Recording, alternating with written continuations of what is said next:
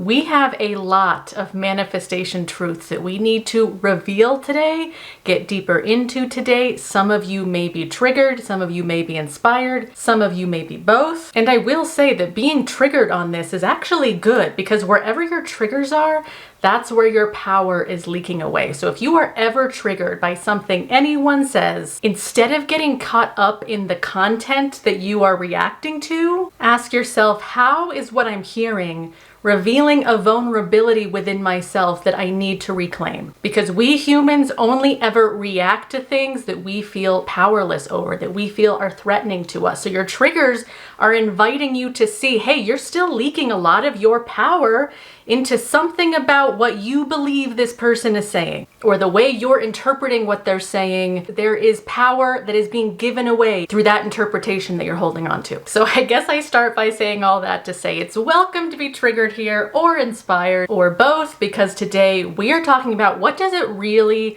mean to be the operant power of your reality, that you are the only creator of your reality, and that's why you're able to manifest anything and everything that you want. This topic of being the only operant power of your reality triggers people so much because there are many contradictions within the laws of manifestation. Many contradictions and paradoxes that our ego minds do not like. Your singular human perspective likes everything to be linear, clear, black and white. It can't really fathom two things that contradict each other being true at the same time. But the truly powerful manifestor embraces paradox, embraces contradiction, because we understand that the ego will never really be able to grasp the full God truth that makes manifestation work to begin with.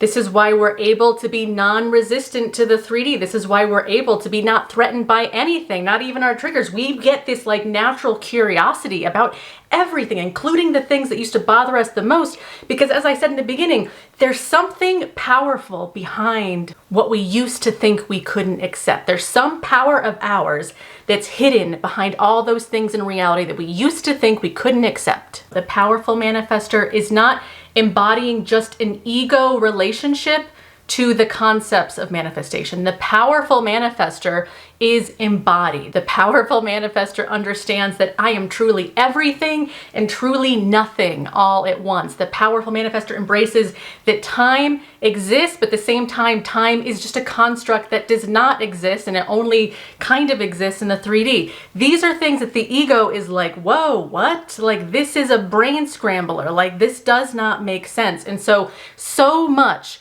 of the science of manifestation is in such an invisible, spiritual, magical, God, mystical realm that, again, like your human ego mind cannot comprehend the mysteries of it. But again, the more you embrace the paradoxes, the contradictions, the more you have power over what you used to be so reactive to. You naturally become non-resistant because you're no longer in this egoic way trying to protect your specific dogmatic beliefs about this is the only thing manifestation is and blah, blah, blah. Anyway, I'm already on a rant. I've been doing this lately in my videos where I just jump right into a rant. So let me just get a little more organized and actually introduce myself. So for those of you who don't know me, my name is Genevieve and I am a manifestation coach. And if you are wondering what my shirt says, I got it through a weirdly targeted Instagram ad, and it says, "Sorry, I can't talk. I'm thinking about the 1997 performance of Silver Springs when Stevie Nicks stares a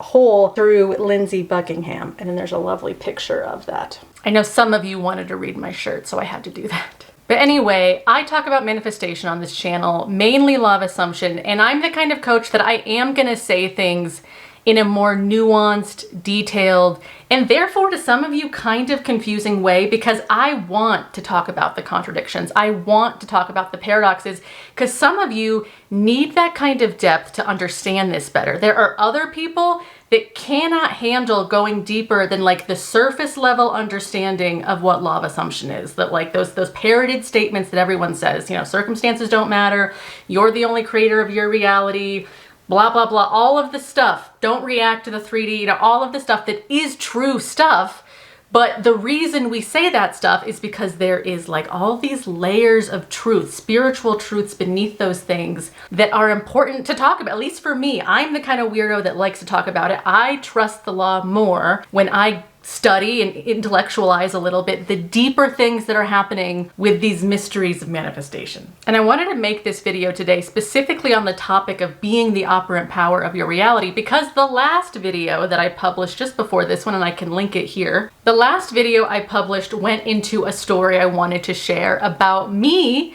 being manifested by another person. And as you can imagine, to some people, this was very triggering to hear, because on internet culture right now, manifestation internet culture, a lot of what you hear parroted, the kind of dogmatic statements that are just parroted from person to person who makes a video, is you're the only creator of your reality and nobody exists besides you and nobody has power in your reality besides you. And that is true, except for the nobody exists besides you. I'm going to get into that because that's a crazy place people are taking this. But technically, it is absolutely 100% true that nothing has power in your reality except you. But because a lot of you don't fully embody the oneness factor of manifestation, when you hear something like me saying, yeah, I was manifested by another person, you get so triggered because you think that only you are creating everything. And that's an extremely egoic and limiting understanding about this. So let's get this straight. What it really means to be the operant power of your reality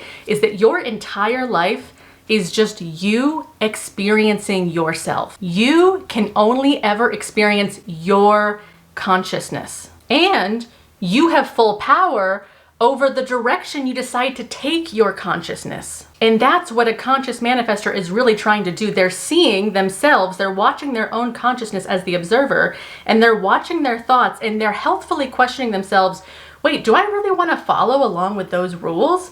Do I really want to engage in this dynamic with a specific person? Do I really want to believe this thing and this thing? Because I can actually believe something different. So as the operant power, even if someone else tries to manifest you with a certain dynamic towards them, if you are very conscious, very aware, and you feel that energy trying to take you, trying to trigger you, trying to pull you into that dynamic, you have total autonomy to question it and say, actually, I don't agree with this. I'm going to actually do this instead. In my reality, I only engage in this instead. You are not a victim to any thoughts anyone's trying to transmit to you. You are not a victim to anyone trying to make you do something you don't want to do. This is why people get so triggered with this question of like, can anyone else manifest me? And then they see my video and they're all freaked out, because so many people are still interpreting manifestation as I'm separate and it's my will against other people's will. This is why in the last video I made a reference to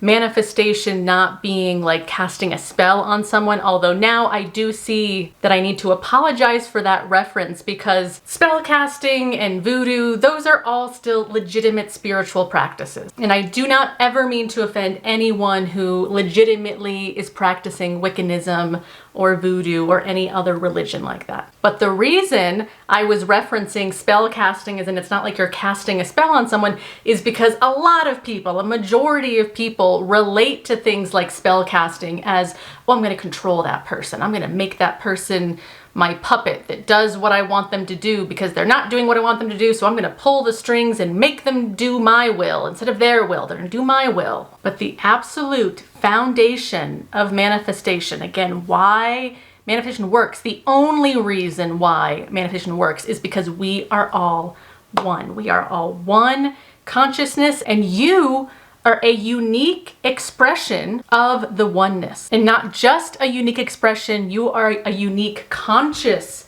expression. And it is your consciousness, your ability to be awake and see yourself and see reality from different perspectives, that gives you flexibility and this magical power of being the operant power of your reality. No one can force you to think a certain way. No one can make you do something that you don't want to do. Even when you get weird energy from someone, you have total power. Once you are conscious of it, you have total power to transform that energy that you receive from them, alchemize it within your power, and then completely shift the dynamic. That's what it means to be the operant power of your reality. But here's the very egoic, simple-minded way that some people are translating the operant power idea. Someone in the comments of the last video tried to quote Bashar, and he's another spiritual teacher, a manifestation teacher, but also a spiritual teacher. And they quoted Bashar saying something like, "You are only ever in a room by yourself." And this person seemed to interpret that as like, I'm the only thing that exists. My whole life, I'm only in a room by myself, so I'm the only thing that exists. But when Bashar says you are only in a room by yourself, he's saying the exact same thing I was saying earlier, but in a different way. What I said earlier is that your entire life, you're only ever experiencing your own consciousness. You are physically incapable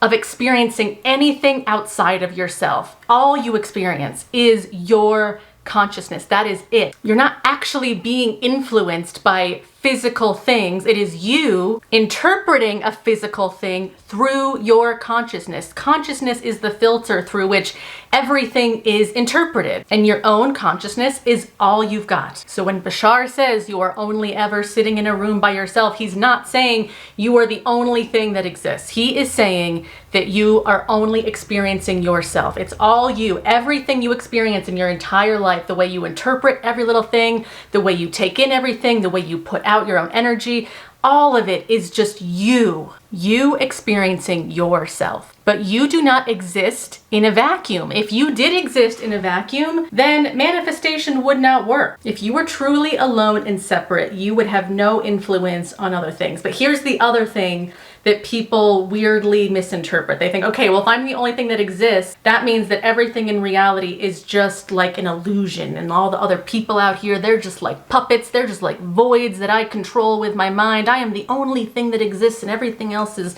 fake. It's all an illusion. And I really don't like that interpretation because it accidentally gives your ego permission to objectify other people, to get a God complex in a bad way, and ultimately cause yourself more suffering because you feel alone. If you really believe you're all that exists, trust me, your actual inner being does not like the idea of being alone, of being all that exists. Your inner being thrives on being a part of this great network of God, this great network of love. Like, even when you hear me say those words, when I say them, I feel like a peace and relief in myself. Like, yes, I am a part of a network of love and God. I am not this like alone thing looking at some illusion and I have to like master the matrix. Like, that sounds really uncomfortable to my inner being. So if I'm looking at my reality and I'm looking at the other humans in my reality and I'm objectifying them as they only exist because I exist, and so therefore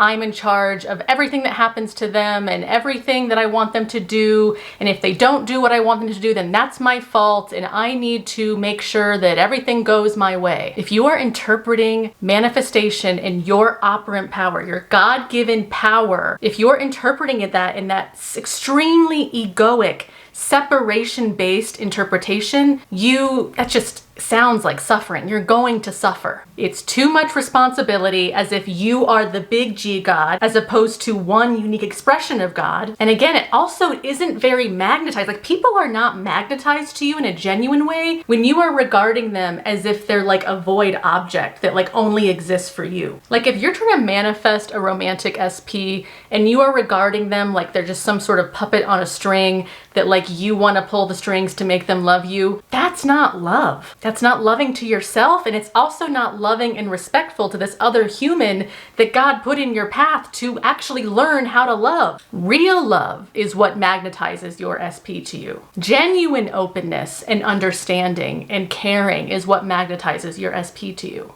It's not this ego manipulation in your head of like, I need them so bad. How do I make them do what I want them to do to get back at them? You might get kind of short-term results with like that kind of regard for how to manifest. But again, I guarantee that in the long term, you're just going to suffer more. And eventually that SP is going to be repelled by you because your genuine energy towards them is not honoring them in that actual like God power way, because you are the operant power of your reality. But guess what? If your SP is truly another human, they are also a unique expression of God, and therefore they are also their own operant power. And believe me, part of the paradox of how we manifest people is when we honor the God in other people, when we honor the true power and unique expression of God that that other person is, again, that's when they're genuinely magnetized to us, because we are being someone that really sees them. We're not being someone who's trying to manipulate them for our own selfish need. We're being someone who is actually embodying love. We are being someone who's truly in our own humble operant power seat. And I say humble because I've noticed that people who really do have true power, true influence, they naturally embody a lot of humility. And it's the people who are out there saying, no, it's only this way and you're wrong and it has to be this way. The people who are spouting all these rules and they're trying to like control, those people are not in their power, because all that control drama is coming from fear. Beneath that deep desire to control, that need for control, is just layers and layers of fear. And fear does not manifest well. Anyone who's followed me for a while, you know that. If you're coming from desperation, need, fear, control, and that is your primary energy, your dominant state of being towards someone or towards something you're trying to manifest, then yeah, it's not going to go very well, because everything is reflecting your genuine energy, not what you're in your head trying to get the perfect affirmation about and the perfect rules about to like make someone or something, conform to your will. So yes, you are the operant power of your reality. There is nothing that could possibly come into your consciousness that you don't have a choice about. You have a choice about what you take seriously that comes into your consciousness and what you don't take seriously. You have a choice in what you stand firm in believing, no matter what the 3D circumstances are. This is why we say circumstances don't matter, because everything will eventually change to match who you're genuinely being. No matter what the circumstances are, they will always change to match who you're genuinely being, who you're genuinely believing you are. So even if the current energy around you totally sucks, you're getting a lot of negative feedback, a lot of negative energy from people, places, and things around you, you, in your consciousness, in your interpretation of the energy around you, you get to decide what you're going to do next with it. You get to decide the direction you are going to embody next that will change the future. It will change the outcome of where the energy heads next, because you are the conscious creator who is not going to be swayed by old outside influences if you no longer wish to agree with those old outside influences. But of course, if you're getting feedback that you like, that you enjoy, that you're like, yep, this feels like a really good match to me. I'm just gonna go with this. This feedback's good. I'm gonna keep gaining momentum in this. That is how other people could manifest you. That is the whole point of the last video that I made, is that the friend who was manifesting me was doing a good job in terms of nothing that I was getting from her in my consciousness made me feel resistant to her. She was not sending me anything that made me go, ooh, yeah, I don't like that vibe. Everything that she was sending me felt good. So of course, in my operant power consciousness, I was going to choose to act on the energy back towards her in a positive way. This is also why I say manifestation is not about your will versus their will. Because when you're genuinely embodying the right state, especially if you want to manifest another person, because this argument about the operant power thing, it seems to come up the most when it comes to manifesting other people. If you are genuinely in the right state of being towards that person that you are trying to manifest, there is no way that they could have a will different than yours, because what you are putting out is so mutually beneficial, so mutually aligned, that they have no choice, no free will, but to just be with you in that alignment. This is why I say, if you're still thinking of your SP still through the consciousness of problems, like, yep, there's still problems that exist between me and my SP. There's still this energy that exists between me and my SP. If you are still choosing that energy, that kind of regard towards them, that kind of dynamic towards him, they have no free will but to mirror that, because they are picking up whatever you are putting out towards them. They are just just, they feel it back towards you. They feel that resistance that you're embodying, and then they embody it, and they can't come towards you. But if you are in so much non-resistance, alignment in that love, that total surrender to the dynamic that you wish to have with them, and there's no fear in you, there's no trying to control them, you're embracing the paradox of not needing them, when you're really in that correct state of being towards them, there's no other will besides the amazingness of you. But again, I get how for some people it's like this is such a brain scrambler that it's like, what? Someone else's has an experience outside of my own? How does my experience affect their? So that's why some people need to keep this extremely surface level, where it's like, yep, don't even think about what I just said about someone else having, you know, power over their own experience. Just keep it simple, where, yep, you're the only operant power of your reality. But just because you need to keep it extremely simple for yourself doesn't mean that the nuances of reality don't exist, that the weird paradoxes, the weird contradictions, the weird things that our egos like, wait, how does this